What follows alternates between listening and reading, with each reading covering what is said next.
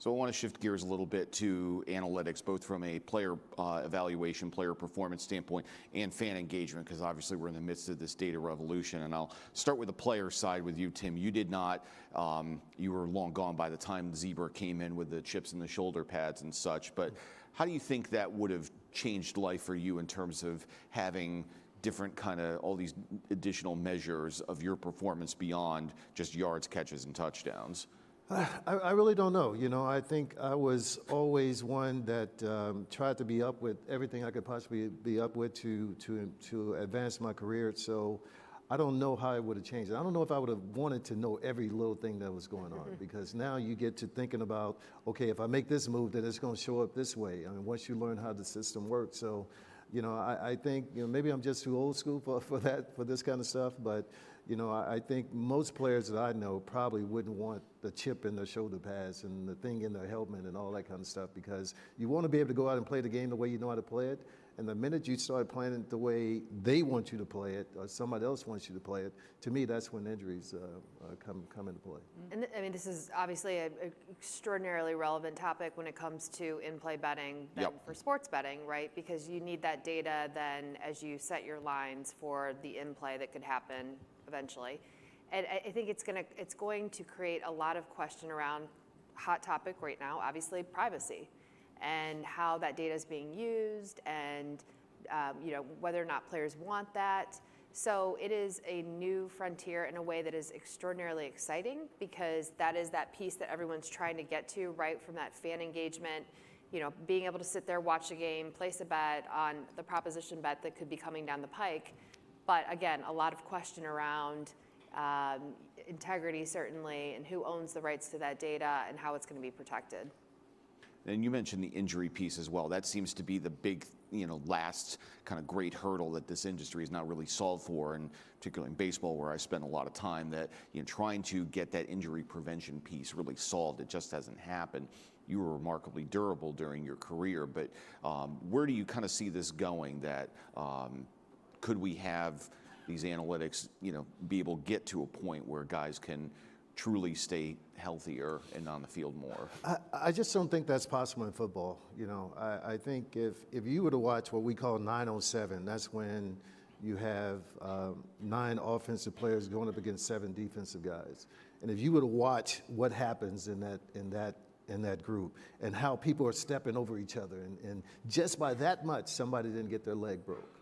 You know, I don't know if the analytics are going to help you in that situation. Is it luck? Is it being blessed? What is it? I don't know what it is, but I'm just saying, in that situation, I don't know if all the analytics are going to help you. So, you know, I think in football it's very, very difficult, because, I mean, you turn your head one way and you get hit, it'll knock you out. But if you had your head this way, you wouldn't get knocked out. So I think it's just really, really tough for this particular sport, you know, to say, okay, if this happens, then this is going to be the result. I don't think that's going to be the case every time. So, Craig, shifting over to the fan engagement piece, you've been able to bring fans into the car in all sorts of great ways, and all the performance car data and telemetry and so forth. Where is that going, and what's sort of the next frontier for you? Yeah, it's an exciting time. You know, we've been getting data off the cars for many, many years, and now hopefully with the next generation of technology like 5G and things like that, is how much more can we get off? And we're real excited about being able to use that in the gaming industry potentially, use that from an audio-visual standpoint.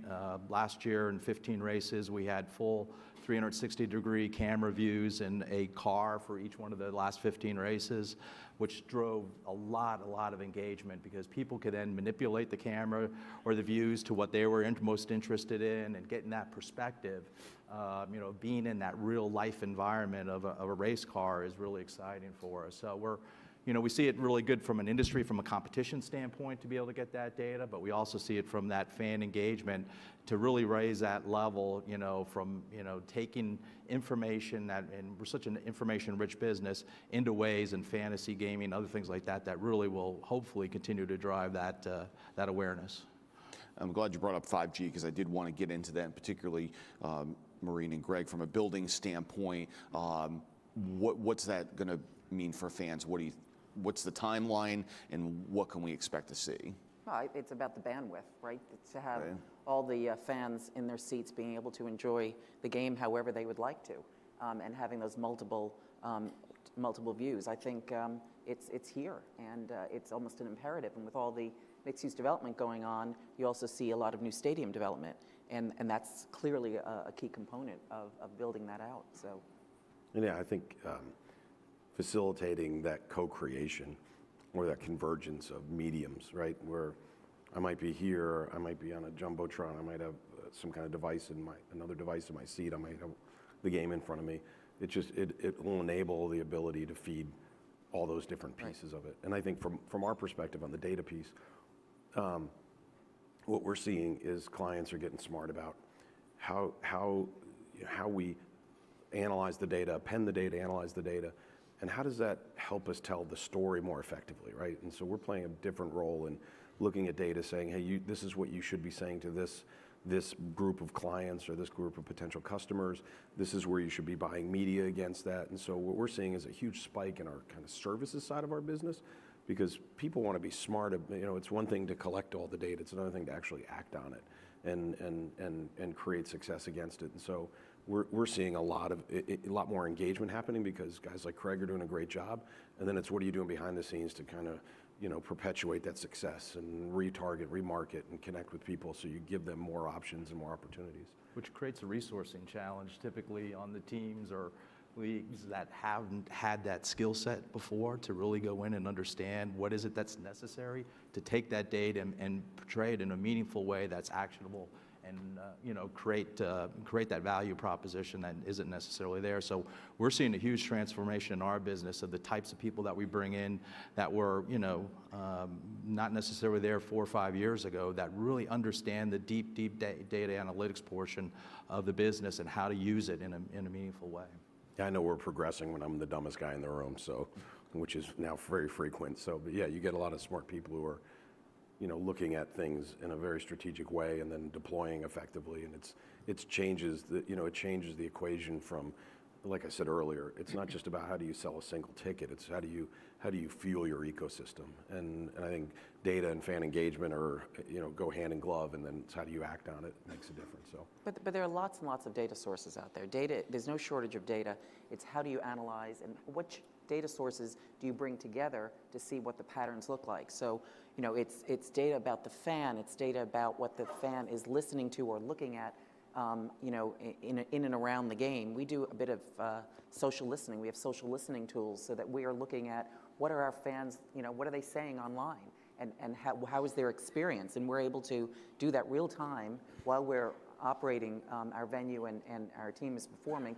So we can make adaptations from a hospitality point of view. We can make adaptations in terms of what kind of experience and what kind of services that fan is looking for. So it's coupling data about the fan, it's coupling data about what the fan's doing before they get to the venue, what they're doing when they're in the venue, their satisfaction or not in terms of social listening skills. So it's all of those things coming together. It's not about the data, it's about the insights and the knowledge that you can derive from it. And depending on which seat you sit in, whether you are a player or you're a team owner or you're a venue operator or you're a hospitality provider, or you're somebody who's running a sports book and wants to understand what that fan is all about. It's really a 360 view, and you just have to determine, what does that tell you based on what you're trying to achieve. yeah, data science will be the fastest growing part of organizations going forward, because you're going to see, relationships. We have relationships with Fanatics and PayPal. Right. We will have relationships with media partners, and the data sources are going to come in all over the place, and you'll be able to look at an individual person and know, hey, this guy buys tickets, he buys gear, he shops this way, and it's not that much different than the Amazon phenomenon, but it's, how do we do it as a sports industry, and how are we smart about how we taking this data, and who's going to look at it and actually come back and say, here's what the strategy should be. And I think, we're seeing big growth in our data world, data science world, and I think you're going to see that across the entire industry. As a hospitality provider, when we talk to prospective new clients, we're obviously talking about what that food and beverage experience will be like, but we're more and more talking about how will we leverage data to create the best experience. So my team often laughs, I say, it's not about the hot dogs and hamburgers anymore. It's really about understanding that fan, personalizing that experience, and delivering, delivering the right service and adapting on a real-time basis.